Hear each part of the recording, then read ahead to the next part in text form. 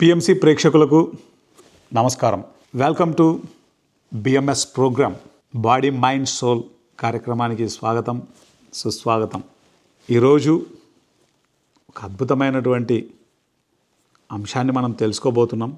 That is మన పర్పస్ని మనం తెలుసుకోవడానికి ధ్యానం అన్నది విశేషంగా మనకు సపోర్ట్ చేస్తుంది. ఆ ఎరుక ద్వారా మనం మన పర్పస్ని తెలుసుకుంటాం. మాస్టర్స్, ఒకప్పుడు నాకు ఈ పర్పస్ తెలియదు. అంటే ఈ ప్రపంచం అంతా తిరిగి ఈ భూమి మీద ఉన్న ప్రతి దేశానికి వెళ్ళి ధ్యానం, శాకాహారం, పిరమిడ్ శక్తి, ఆధ్యాత్మిక శాస్త్రాన్ని తెలియజేయాలి అన్నది నా purpose. Especially students and youth, అది నా కోర్ పర్పస్. అది అంతేకాకుండా అందరికీ జ్ఞానాన్ని అందించడం నా పర్పస్లో ఉంది. పిఎంసి ఎలాగైతే నా పర్పస్లో ఉందో, ధ్యాన విద్యార్థి అనేది నా పర్పస్లో ఎలాగ ఉందో, ఫిజికల్గా అన్ని దేశాలు తిరిగి చెప్పడం అన్నది నా పర్పస్లో ఉంది. ఈ భూమి మీద ఎన్ని దేశాలు ఉంటే అన్ని దేశాలు ఫిజికల్గా ట్రావెల్ చేయాలి, అక్కడ వెళ్ళి మన జ్ఞానాన్ని చెప్పాలి. అయితే పర్పస్ తెలియడము ఒక ఎత్తు అయితే, దాన్ని ఇంప్లిమెంట్ చేయడం అంటే ఆ పర్పస్లో మనం నడవడం, ఇదంతా ఆషామాషిగా ఉండదు, ఇదంతా ఈజీగా ఉండదు. ఎందుకంటే పర్పస్ నేను తెలుసుకున్న తర్వాత ఆ పర్పస్లో నేను జర్నీ చేస్తాను. ఎన్నో అడ్డంకులు, ఎన్నో అవాంతరాలు, ఎన్ని అడ్డంకులు వచ్చినా, ఎన్ని అవాంతరాలు వచ్చినా వాటిని ఛేదించుకుంటూ ముందుకెళ్తూ ఉండాలి. ఈ మధ్యలో ఎన్నో పరీక్షలు. ఈ లైఫ్ టైంలో నా పర్పస్ ఏంటి? అందరికీ ధ్యానాన్ని తీసుకెళ్ళడం. కానీ నా ఎంబీఏ అయిపోయిన మరుక్షణం నాకు ఒక పరీక్ష పడింది టగ్గఫర్గా. నేను జాబ్ చేయాలి, ఎందుకంటే ఎంబీఏ అయిపోయింది కదా, జాబ్ చేయాలి. దానికి నా హృదయం ఒప్పుకోవట్లేదు కదా అని చెప్పేసి జాబ్ చేయలేదనుకో, తల్లిదండ్రులు, అన్నదమ్ములు, అక్క చెల్లెళ్ళు, బంధువులు, ఫ్రెండ్స్, వెల్విషర్స్ అందరి దగ్గర నుంచి ఎలాంటి ప్రెషర్ వస్తుందో ఈ ఎపిసోడ్ చూస్తున్న మీకు అందరికీ తెలిసిన విషయం.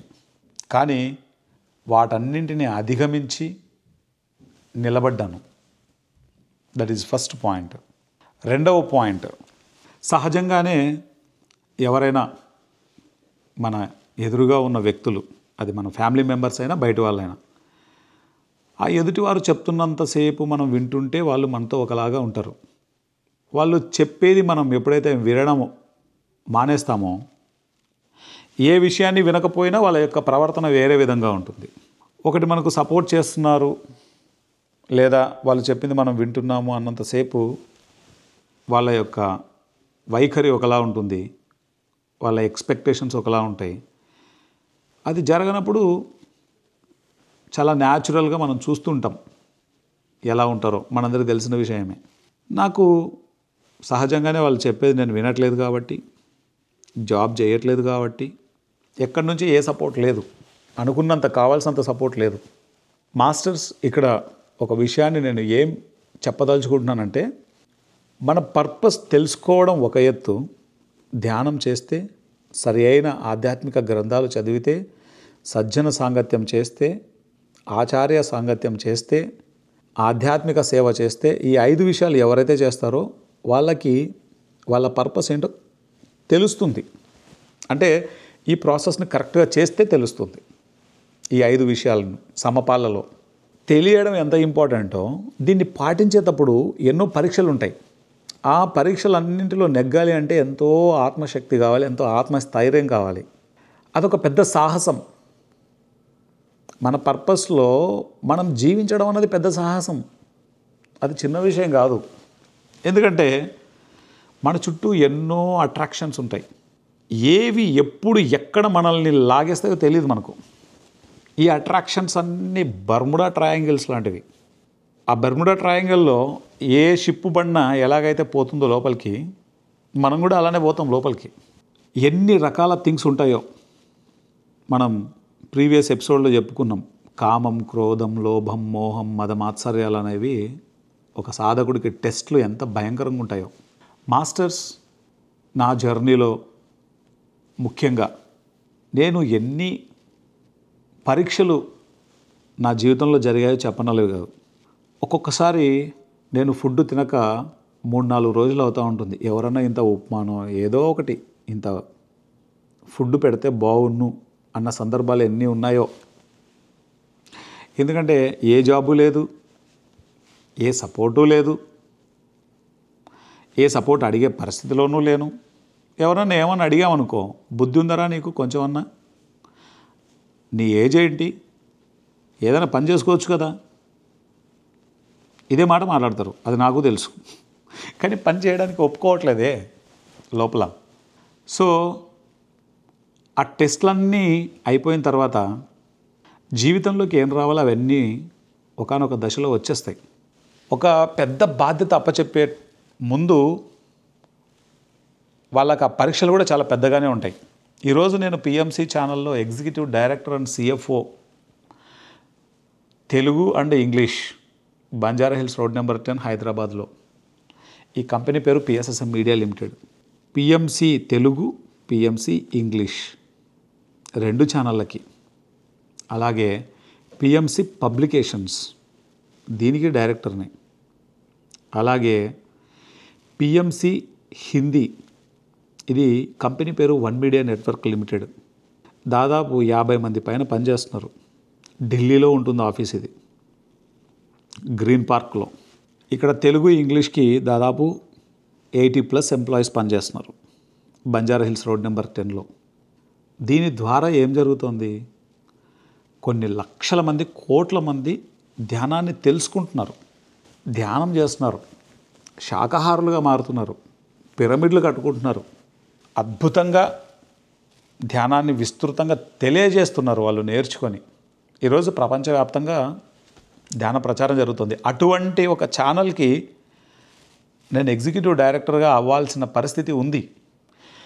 నేను ఎగ్జిక్యూటివ్ డైరెక్టర్ అవుతాను ఈ పిఎంసిలో అన్నది నాకు ఎరుక లేదు, నా అవేర్నెస్లో లేదు అది. కానీ పత్రి సార్కి ఉంది, పత్రి సార్ అవేర్నెస్లో ఉంది, కానీ నా అవేర్నెస్లో లేదు. దానికి తగ్గట్లుగా నాకు ఎన్ని పరీక్షలు పెట్టాలో, ఎన్ని పరీక్షలు జరగాలో అన్ని పరీక్షలు జరుగుతూ వచ్చాయి. పత్రి సార్ నాకు ఏదైనా చెప్పారు అంటే అది అయిపోయింది అని అర్థం. పత్రి సార్ నాకు చెప్పిన మరుక్షణం ఆ పని అయిపోయింది అని అర్థం. అది ఇంకా స్టార్ట్ కూడా అయ్యి ఉండదు, కానీ అయిపోయింది అని అర్థం. అది పత్రి సార్కి తెలుసు, నాకు తెలుసు. పత్రి సార్ నాకు చెప్పినప్పుడు ఎవరైతే ఉంటారో వాళ్ళందరికీ తెలుసు. ఒకే ఒక్క విషయం, లాస్ట్లో ఆయన తన భౌతిక శరీరాన్ని వదిలిపెట్టే ముందు ఆయన క్యారవాన్ అడిగారు, ఆయనకు కావాల్సినట్లుగా.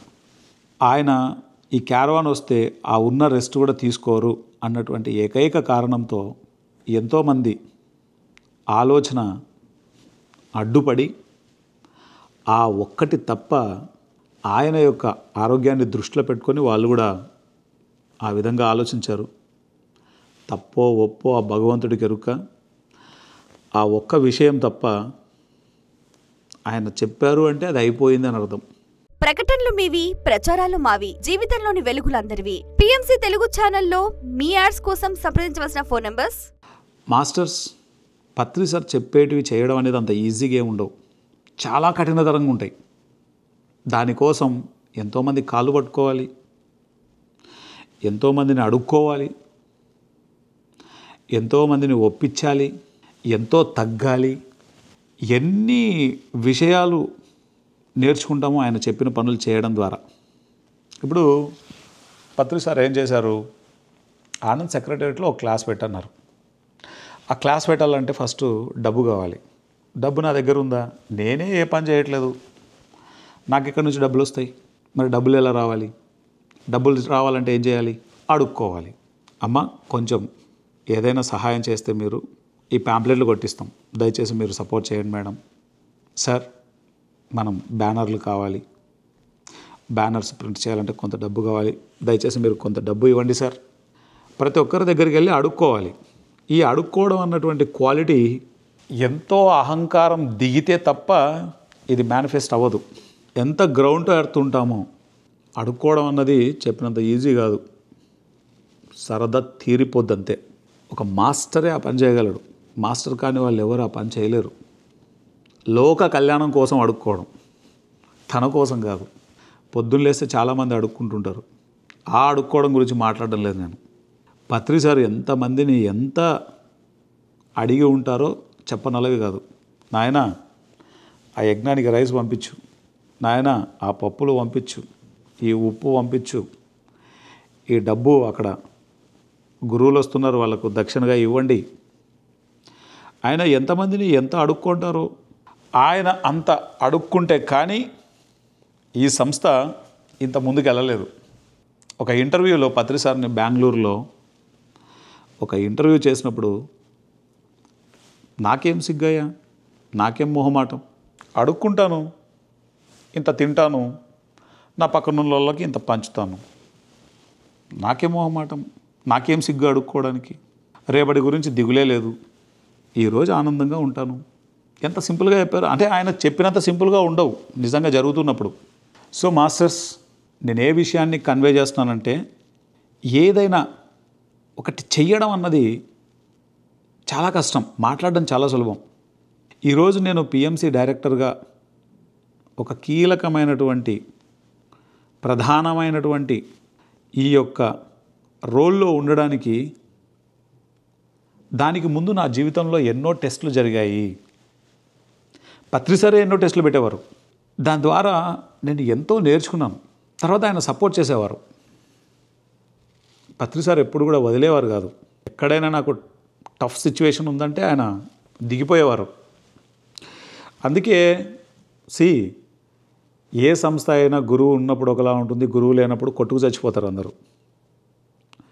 బుద్ధుడిని తీసుకుంటే బుద్ధుడు ఉన్నంతసేపు బాగానే ఉంది. ఆఫ్టర్ బుద్ధ భౌతిక శరీరాన్ని వదిలిన తర్వాత ఎంతో జరగరాని సంఘటనలు జరిగాయి. వాళ్ళు 2 భాగాలుగా విడిపోయారు, హీనయాన మహాయాన అని. అన్ని దానిలలో అదే జరిగింది.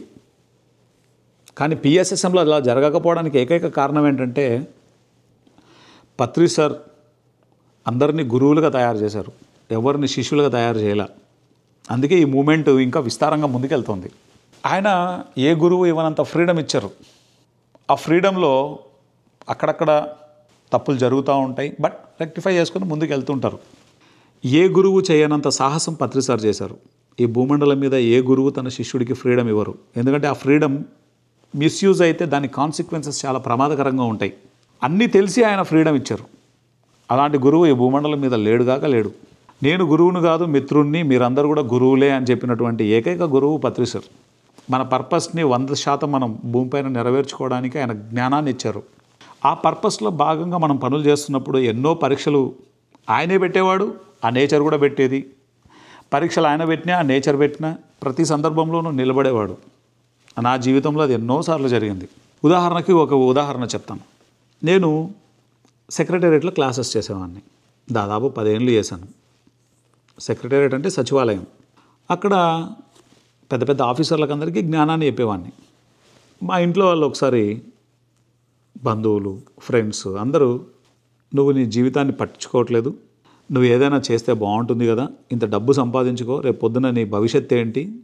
ఎంతోమంది క్లాసు పీకితే నాకేమనిపించిందంటే, కరెక్టే కదా ఇది కూడా. సరే, డబ్బు అనేది సంపాదించడం తప్పేం కాదు కదా, సంపాదిద్దాం. వీళ్ళందరూ ఎన్నో రకాలుగా అనుకుంటున్నారు, సంపాదిస్తే అయిపోతుంది కదా అనుకున్నాను. పత్రి సార్ దగ్గరికి వెళ్ళాను. సార్, చెప్పాను కదా మీకు ముందే, ఏం జరిగినా పత్రి సార్కి వెళ్ళి చెప్పడం అన్నది అలవాటు. సెక్రటేరియట్లో మనకు తెలిసిన వాళ్ళు ఉన్నారు. కొన్ని కాంట్రాక్ట్స్ చేస్తే మనకు డబ్బు వస్తుంది. ఆ డబ్బు ఈ మూమెంట్కి ఎంతో ఉపయోగపడుతుంది. డైరెక్ట్ పత్రి సార్తో ధ్యానాంధ్రప్రదేశ్ ఆఫీస్లో మాట్లాడుతున్నాను నేను. సార్కి చెప్తుంటే సార్ శ్రద్ధగా వింటున్నారు. ఆయన శ్రద్ధగా వింటుంటే నేను అనుకున్నాను, అమ్మయ్య నా పంట పండింది, మా ఇంట్లో వాళ్ళ బాధ తగ్గిపోతుంది నాకు. సో అనుకుంటూ నేను చెప్తున్నాను. సో ఈ చిన్న చిన్న కాంట్రాక్ట్స్ ఉన్నాయి, చేస్తే మనకు డబ్బులు బాగా వస్తాయి సార్, మన జీవితము బాగుంటుంది, మన మూమెంట్కి ఎంతో డబ్బును మనం ఇవ్వచ్చు అని. ఏ పనులు చేయొచ్చో, నాకు ఏ యాక్సెస్ ఉందో, ఏమి చేయగలనో అవన్నీ ఆయనకు చెప్పాను. దీన్ని కనీసం అంటే ఒక 20 minutes 25 minutes ఆయన శ్రద్ధగా విన్నాడు. అంత శ్రద్ధగా ఎప్పుడు వినడు. భౌతికమైన పనులు చెప్పేటప్పుడు పత్రి సార్ ఎప్పుడు కూడా శ్రద్ధగా వినడు. నువ్వు ఆధ్యాత్మికంగా ఏదైనా అనుభవం వచ్చిందని చెప్తే గంట అయినా వింటాడు ఆయన. భౌతికమైనటువంటి పనులను చెప్పేటప్పుడు ఆయన చాలా సీరియస్ అవుతారు. కానీ నా విషయంలో చాలా శ్రద్ధగా విన్నారు. అప్పటికి నేను దాదాపు 8 ఏళ్ళు అయి ఉంటుంది. 8 years నుంచి అక్కడ సర్వీస్ చేస్తున్నా.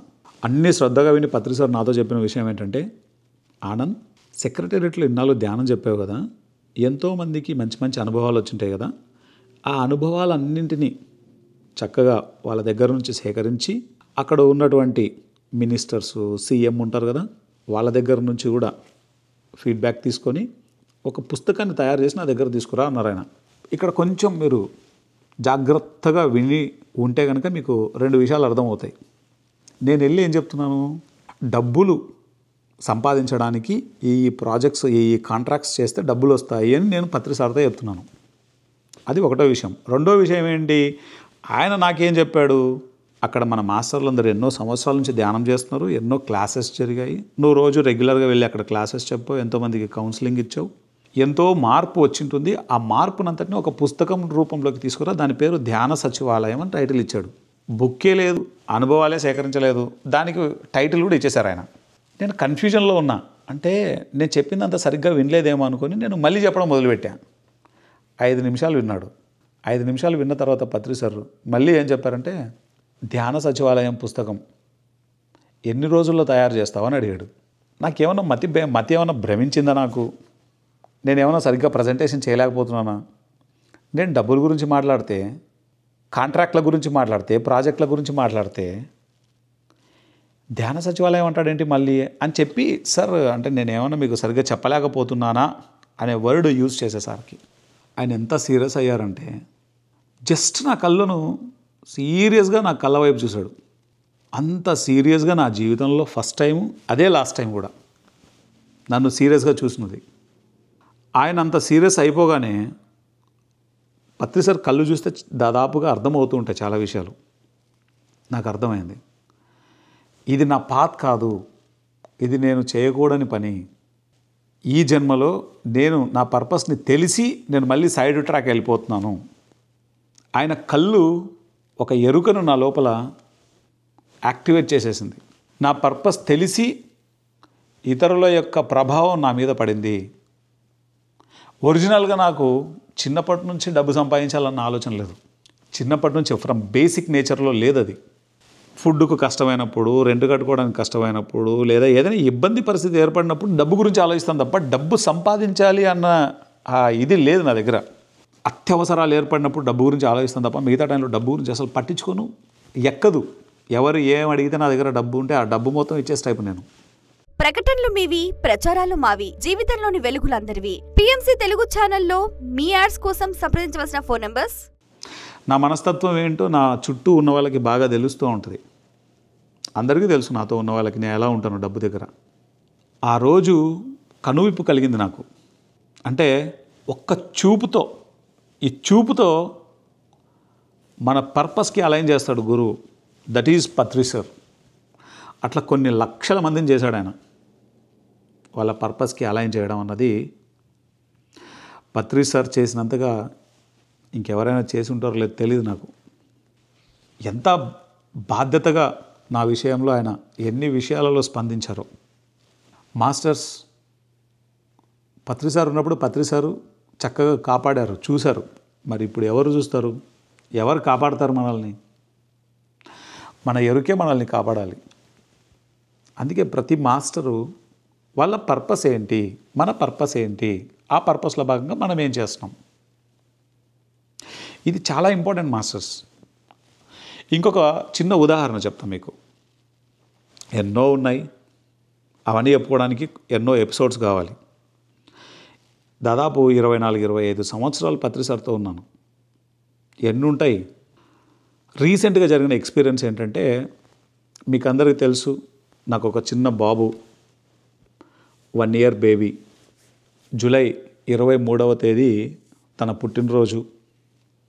దానికి ముందు దాదాపు 10 రోజుల నుంచి చాలా ఫీవర్ ఉంది, చాలా ఫీవర్, బాగా సఫర్ అవుతున్నాడు. సో మా తాడిపత్రి వెళ్ళి చక్కగా పుట్టినరోజు చేసుకొని మళ్ళీ వచ్చి ఇక్కడ పత్రిజీ ఆరాధనోత్సవాలకి మన కడతాలు వచ్చి అదే రోజు నైటు ఫ్లైట్ ఎక్కేసాం అమెరికాకి. ఈ అమెరికాకు వచ్చే ముందు ఈ టూర్ ప్రోగ్రామ్ని క్యాన్సిల్ చేద్దామని అనిపించింది నాకు. ఎందుకంటే చిన్న బాబు, వాడికి ఫస్ట్ బర్త్డే చేసాం, చాలా ఇదిగా ఉన్నాడు. ఇలా వదిలేసిపోతున్నానేంటి అని అనిపించింది ఫస్ట్. లోపల మిక్స్డ్ ఎమోషన్స్. ఒక ఫాదర్ ఎమోషన్ని చూస్తున్నా, ఒక భర్తగా పూనంని చూస్తున్నా, ఎన్నో రకాల మిక్స్డ్ ఎమోషన్స్. అరే ఇలా వదిలేసి వెళ్ళిపోతున్నాను, చిన్నపిల్లాడికి ఇంత బాగాలేకపోయినా నేను కరెక్ట్ చేస్తున్నానా, రాంగ్ చేస్తున్నానా? ఒక స్పార్క్ లాగా ఒక అవేర్నెస్. మళ్ళీ మన పర్పస్ ఏంటి, నా పర్పస్ ఏంటి, అంతే. అన్నీ అవే సెట్ అవుతాయి.